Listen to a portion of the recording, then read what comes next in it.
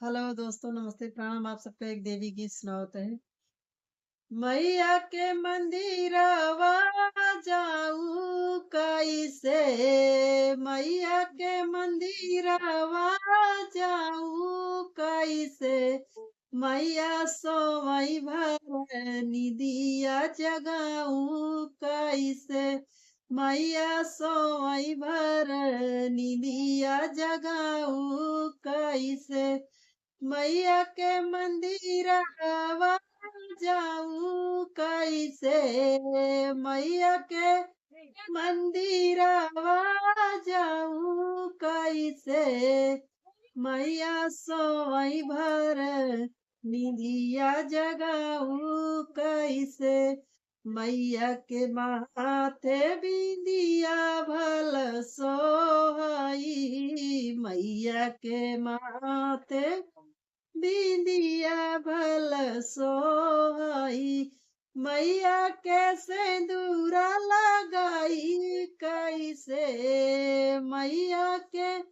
सिंदूरा लगाई कैसे, मैया सोमई भर निदिया जगाई कैसे, मैया सोमई भर निदिया जगाई कैसे, मैया के गाले में ओ हरिवा सोहई, मैया के गाले में ओ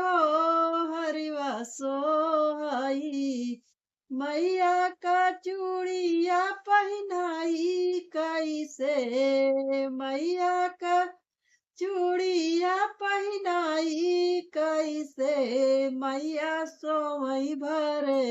निदिया जगाऊं कैसे, मैया सोई भर निदिया जगाऊं कैसे, मैया के पाँव में पायली सोहे, मैया के पाँव में पायली सोई, मैया का बिछुआ पहनाई कैसे, मैया का बिछुआ पहनाई कैसे, मैया सोई भर निदिया जगाई कैसे, मैया सोई भर निदिया जगाई कैसे, मैया के मंदिरिया पे जाई कैसे, मैया के मंदिरिया में जाई कैसे, मैया सोई भर निदिया जगाई कैसे,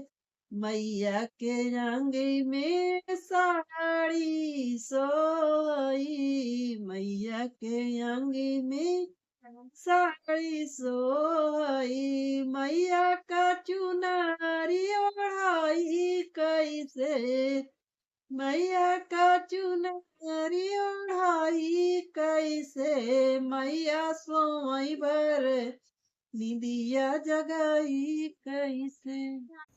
मेरी वीडियो को लाइक करें, शेयर करें और सब्सक्राइब जरूर करें।